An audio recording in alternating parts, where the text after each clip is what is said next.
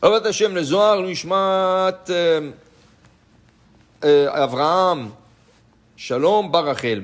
Amar Rabbi Lazar, dit Rabbi Lazar, fils de Rabbi Shimon Yochai, Ktiv, Vizartem et Bnei Israël mutumatam. Avertis Bnei Israël de l'impureté. Pourquoi? Il dit l'impureté, c'est comme un zar, c'est comme un étranger, c'est un esprit d'impureté. On appelle Ruach Tum'a. Ruach Tum'a. Pourquoi tu crois que le mikvé purifie?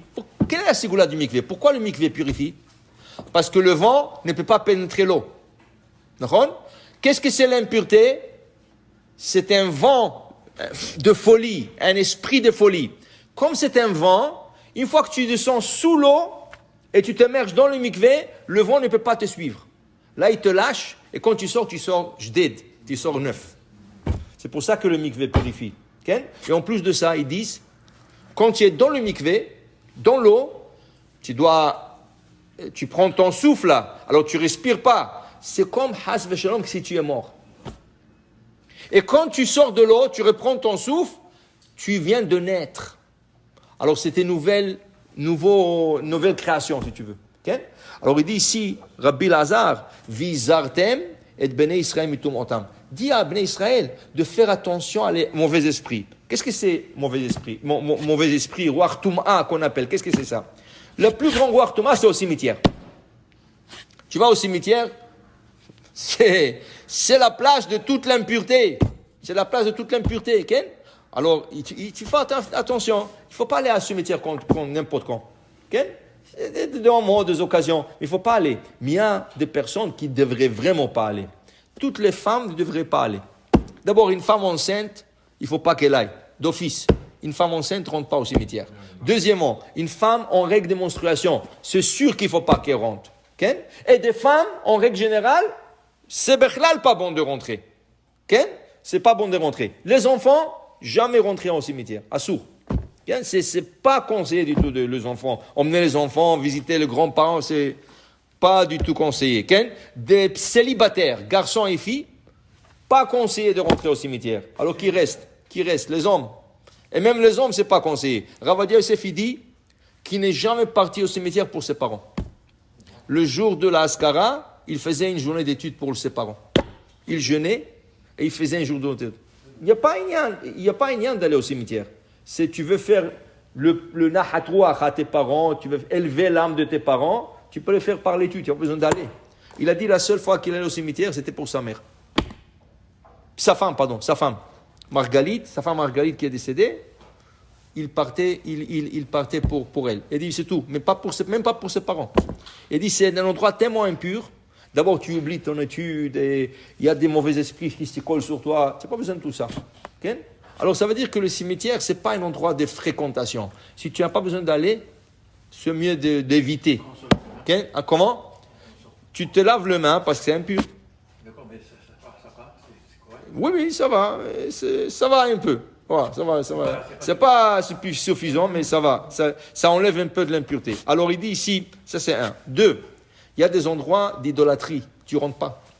Comme par exemple, interdit pour un juif rentrer dans une église. C'est interdit. Même la Ravadia Yosef a été posé une question. Un ministre d'affaires extérieures, une fois, il a dû rencontrer des autres ministres des autres pays et il voulait lui faire une église. Je crois que c'était en France, quelque chose comme ça. Il lui a dit, interdit, tu ne rentres pas. Tu leur dis, tu ne veux pas rentrer. C'est Ruach Tum'a. Et en plus de ça, tu rentres, tu regardes la beauté, tout ça, tu commences à avoir des idées. Tu ne rentres pas. Alors, c'est ça qu'il dit Rabbi Lazar. Rabbi Lazar, il dit que Vizartem et Bnei Israël mitumotam, dit à Bnei Israël, faites attention à de l'impureté. Maintenant, comment l'impureté, je sais à quoi je veux quitter l'impureté, comment il la quitte, comment il la enlève. Regardez ce qui se passe. Dit Rabbi Lazar, Amar Rabbi Lazar, itztarichna achal memar. J'ai besoin de vous dire ici, Mila de olifna me abba. Quelque chose que mon père m'a enseigné. Rabbi Shimon Bar Yochai. Rabbi Shimon Bar Yochai, il a enseigné à Rabbi Lazar. Il dit, je vais vous enseigner qu'est-ce que mon père m'a dit. Mon père, il lui a dit, regardez qu'est-ce qui se passe. Il lui donne un exemple. Comment quand je enlève une impureté. Il lui donne l'exemple. Il dit, regarde, qu'est-ce qui arrive dans le cas des Negatsara et Babait. Quand il y avait la lèpre sur la maison. La lèpre, c'est l'impureté. la maison est impure. Tout ce qui va, kol asher babayit itma, tout ce qu'il y a dans la maison s'impurifie. Okay? Il dit ici, Rabbi Shimon bar Yochai, il lui enseigne, il dit, sache, pour que Hachem enlève l'impureté, il envoie un ruach, un autre esprit, okay? Un autre esprit, qui se bagarre avec l'esprit de l'impureté. Alors il y a deux mauvais esprits qui se bagarrent entre eux, et une fois qu'ils se bagarrent, c'est là qu'ils vont quitter la maison. C'est là qu'ils vont quitter la personne. C'est là qu'ils vont quitter l'endroit où il réside. Il veut résider. Alors quand il y a un mauvais esprit qui réside quelque part, quand je vois un autre, et il dit non, c'est ma place, ils se bagarrent entre eux, et c'est jusqu'à qui le deux ils quittent. Okay? Il dit ici, Adinatsun beta. Et après, quand il quitte, tu as besoin maintenant de casser les briques où le mauvais esprit a résidé. Et comment tu le sais? Parce qu'il y avait des moisissures. La tsara, sur les plaies sur les maisons, c'était moisissure verte. Alors il y avait sur quelques briques. Et pour enlever ça, tu as besoin de casser les briques. La Torah nous dit, dans Parashat Metzora, tu as besoin de le jeter en dehors de la ville, dans un endroit que personne n'y passe. Tellement c'est impur, tu ne peux pas le laisser dans la ville. Il n'y a pas de place pour ça dans la ville. Tu as besoin de la sortir hors de la ville, que personne n'y passe. Okay? Tellement c'est impur. Tu comprends quel touma c'était? Et c'était comment il fallait, Ruach Dina Takifa, il fallait envoyer un esprit de Din Takif avec le Ruach Mesa'ava, ils se bagarrent entre eux, là il y a un gars, il quitte, et là après il faut enlever cette impureté de la maison. Okay? Pour te dire, c'est vraiment l'impureté, c'est quelque chose de grave. Alors c'est pour ça qu'il dit, il faut faire attention. Alors l'impureté c'est quoi?